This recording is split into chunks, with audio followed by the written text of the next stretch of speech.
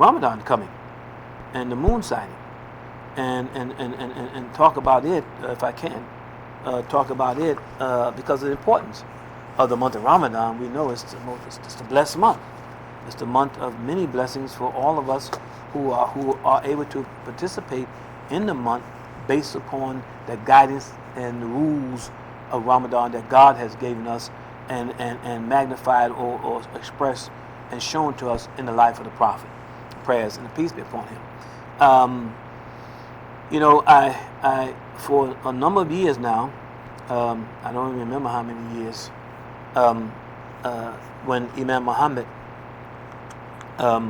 asked me to take up the responsibility of looking to organize the community to look for the Hilal, which is showing the lunar calendar, showing when the month on the lunar calendar starts. That I was asked to carry that responsibility for him. He wanted me to carry responsibility to do that. He gave me certain guidance in terms of, because I had never had that responsibility. But I do recall the many years of confusion that would go on each year for the beginning of the month of Ramadan, for the ending of the month of Ramadan, and it without, I didn't have the knowledge, but there was something inside of me that always felt kind of bad, that here's this sacred month, here's this month of reflection on our lives, on ourselves, through the Quran and through fasting, the two connecting together, the restraining from the things in the daylight hour that you would normally do, and we come to the conclusion that as Muslims, all the things we would do in the daylight hours are lawful. We don't do unlawful things. So, but even God asks us to restrain from those things that are lawful to you. There's nothing wrong with eating and drinking, but for this month, restrain from all of those lawful things, which is another trial in itself, because it's one thing to stay away from bad things that you ain't supposed to do, but for lawful things and what have you, that's a whole other challenge. So that's built into it, and so that beautiful month. And I remember, just as a plain believer like everybody else, on the confusion that night, trying to determine, do we start fast, we don't start the fast, and the same for ending the month of Ramadan. And then if someone, again, did it and went with some other group or something else and wasn't with what the Imam did, then that person was kind of, Imam was targeted and what have you. And it was like, this doesn't belong in this month.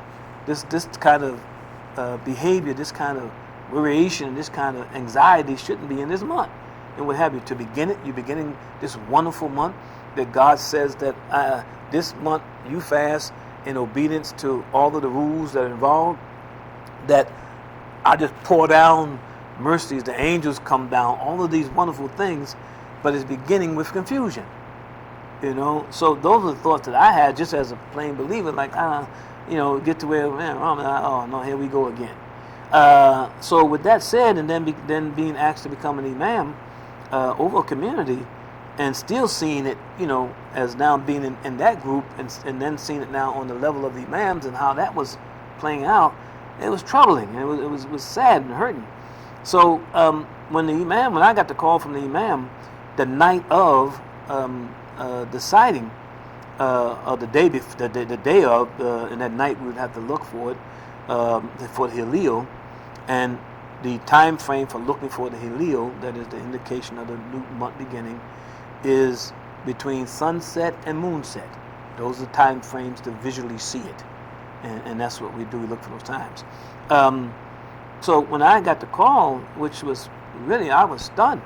Why me? What you call me for? Tell me to look at that. I don't know about this, and what have you. And then I had a not such a good thing because of the past history on all the confusion. And the Imam said, no, I need you to get on the call. And I did. I followed the instructions out, and I got on the call. At that point, it was 4 communities in America working together. Imam W. Muhammad's community, ISNA, ICMA, and Jamil El-Amin at that time. And so the 4 communities was trying to do something to, in America, to understand that based on the Prophet's prayers and peace upon him, we're to look for this in our region. We're in this region here in America, in this area, and we shouldn't be looking to go with a moon sighting in Saudi Arabia or in Africa, or having time difference, everything's different. To say that's illogical. You need to be looking in your area. And the Prophet gave a talk on that made it clear in terms of that. When that was given to me, and I first year, and then I went after the first year. I mean, I just called me. And I just got on the phone and listened to the long debates that were going on between astronomers and others, just debating back and forth for hours. And I listened and what have you. And they called whatever date it was. I can't remember what they said it was going to be started that night or not, but they made a decision. And then I went to the Imam after that and said to him, well, how do we do this? I mean, how do I do this? What is it I'm looking for? And he gave me a clear explanation on what his life has done for him in terms of knowing when to start the month of Ramadan and when to end it. The formula that he used, that he said was tied to the Prophet's formula. And he gave me that. And that next year or so afterwards, 2 years afterwards, he gave it to me. I printed it and put it in the Thinker newspaper so that everybody would be aware of it and what have you. But he gave me some guidelines for it. Because I asked, should I give this to the imams? These are the men who say they followed his leadership. And should I give it to them, go to them and ask them to head this up? And he said, no, don't do that. Every Muslim believer should have this responsibility to look for the Hilal. Every Muslim believer should be able to look for this. And that's when he gave the guidance on where to look, what to do, so forth and so on. So I said, okay. I said, but are you saying to me that I should exclude the imams? He says, no. The only thing I'm saying to you is do not let them take it over. Don't let them take it over, because there is no priesthood, there's no clergy, what have you. There's no hierarchy, in this community. The responsibility, as I just read, lies in the hands of every believer. Every believer. So every believer must know how to pray. You can't say blame the imam in terms of he prayed and he did wrong. Well, why don't you know how to do it right? It's that kind of simple thing. So with that, I went off to do what he said do. I had no other agenda. I had no other thing to do. Do what the leader said do. I don't know nothing, so I trust him, so let me do what he said do. And I did. And I've been doing it ever since for however many years it's been. But now in recent times, I've heard of, again, those, again, to my school of thoughts, who say they follow the imam. And the purpose behind this that the imam did was for unity. The whole purpose of him having me do this was for unity, to unify our community, so that we will be together, all of us. So behind this putting this sighting together was for us to be unified, to show that unity. And what happened was, when we had that effort to make the unity with the other communities, and when the second year that I was on there, now with knowledge from the imam and how to look at this, and the long debating discussions that went on about did we see, who see, what did we verify, unfortunately, what the imam said to me after this, when I reported what happened, he said, well, that's why I asked you to be on there. Because why should we have to, as the largest Muslim community in America, as a single group of people, why would we need somebody else to look for the moon for us? Why would we need to have someone else tell us when the moon is up there when we see it every month and what have you? Because when I got on the second time, I got on this call earlier than I was supposed to. And it was at the wrong time. But I happened to hear a pre-discussion of certain of those leaders discussing how they were going to call the moon sighting and naming a particular sheikh that they was going to use to do this. And I'm on it and I'm stunned. And I mean, somehow, however they did it, they didn't know I was on. So when we engaged the time for everybody to get on, everybody started to get on, and they started having the discussion. And when they tried to bring forth this particular sheikh to say he's seen it at such a place, the astronomers who was on the line and said that's not possible. There's no way he could have seen the Hilal. And they started going through the dynamics of where the moon was and the altitude, the longitude, in the western sky, and they started going through all of that, and I listened to the whole thing, and they weren't giving up for a while, for about an hour or so, an hour and a half. Finally, they just submitted, said, okay, and they used the other ones who was pushing this false sighting, say, well, the book says if it's a trustworthy person and we know the sheikh and so forth and so on, and he says he's seen it, then we have to go with it. That's what they use. But I was on that phone call early and I heard them planning this. So I'm trying to figure out what am I going to do. I'm just Brother Pasha. But I heard this as Allah would have me hear it. And when it came down, they said, well, we're going to call it. And I said, hold up, wait. Let me, this is Brother Pasha representing Imam W. Muhammad in his community. I thought that the four of us, the four communities, after this discussion, that we would have discussion and be able to, make the decision. And they said, no, that's not how we do it. We're going with such and such. And I said, well, the community, Imam W. Muhammad, is not going to go with you. And I said, and the reason why is because I'll give you what the Prophet said. Leave that which makes you doubt for that which does not make you doubt. And it's clear that you're choosing a doubtful matter. There's a discussion says there's something doubting here. And we can wait one more day and there'll be no doubt. So if you're not going to do that, then the community of Imam W. Muhammad will not go with you. And they, brother, you can't do that, you can't do that. I said, yes, I did. Don't tell me I can't do it. I just did it. We're not going with you. But I knew it pre to what I didn't get into what I had heard Western. I just told them, we're not going to do that. And I said that must have been like 2 a.m, dealing with these guys. And then after I did it, I'm like, oh Lord, oh God Almighty, what am I going to do now? I just stopped. What's the name? And, oh man, I'm gonna get fired. That's for sure. So then I had to call the imam, and I took him one. I didn't want to call him. I said, well, I got to call and just leave a message on the phone. So as soon as I did that, I called, just leave a message on the phone. He picks up the phone, and I said, well, imam, I'm the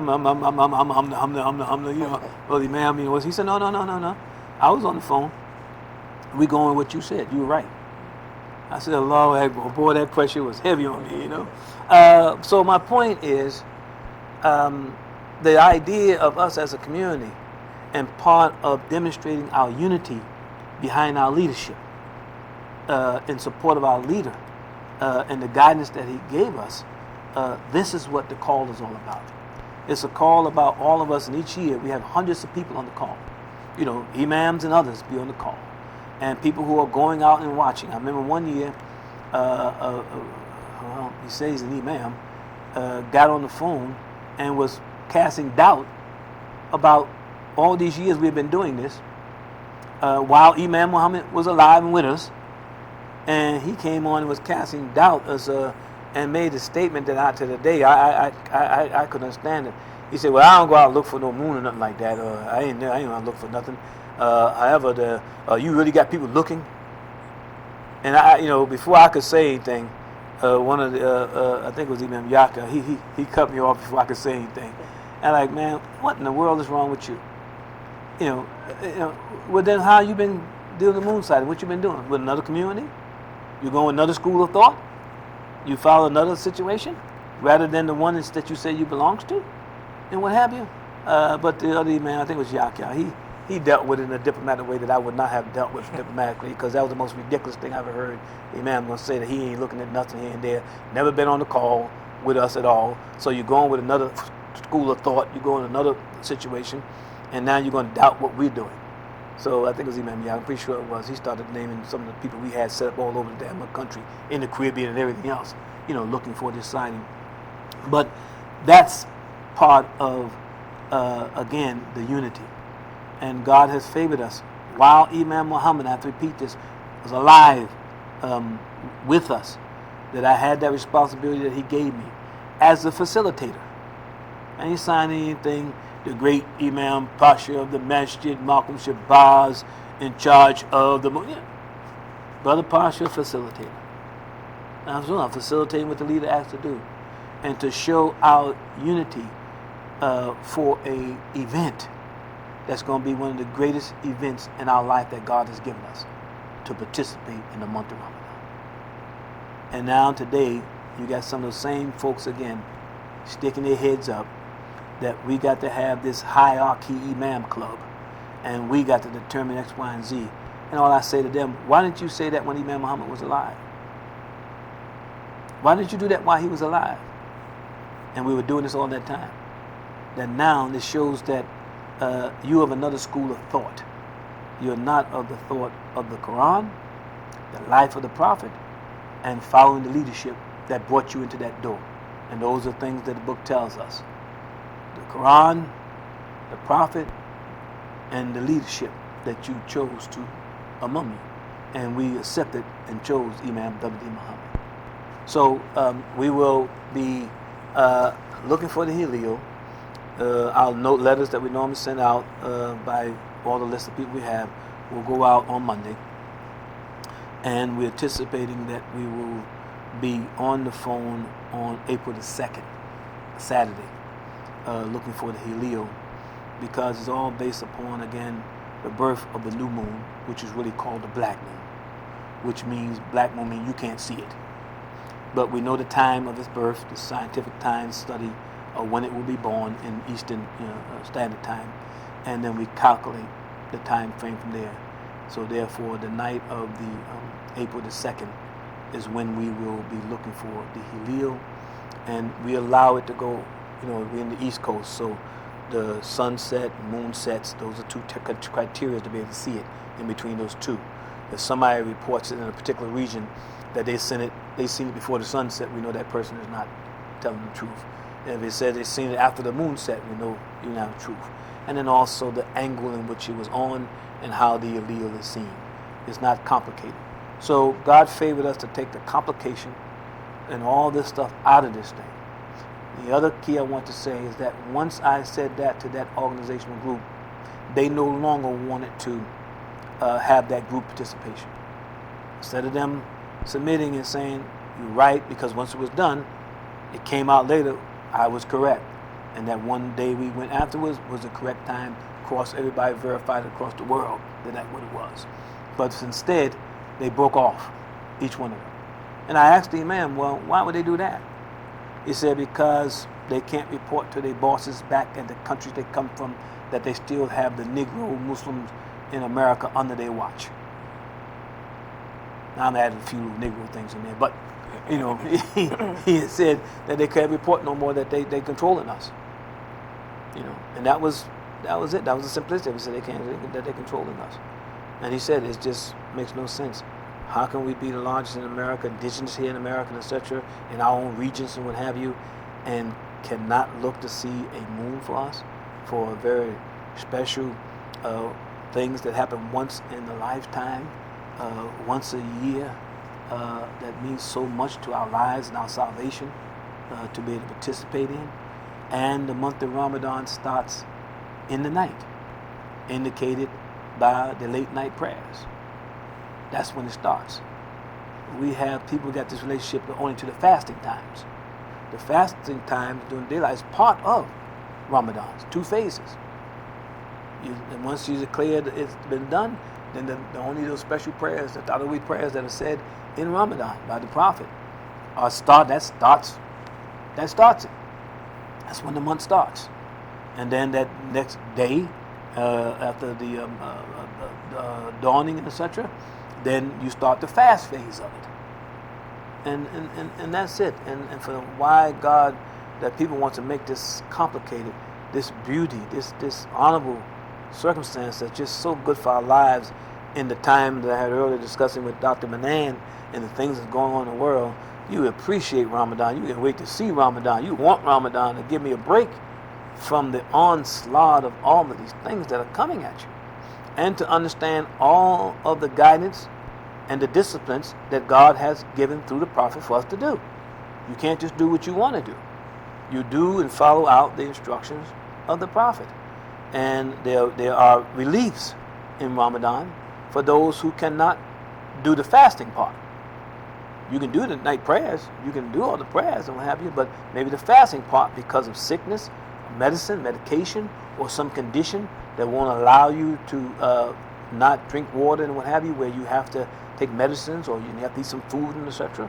So God is merciful, so He gives you that. But you can remain in the spirit of Ramadan by making all the prayers and and doing all the good that you can do. It tells us you can feed people and do things as we're doing today at the masjid. You can do all those good things and get the same merits of the one who can qualify to make the fasting part of it in terms of restraining during the daylight hours and what have you. So this is a mercy and a blessing, and I just want to share that with the audience today because we're working. And also, you understand,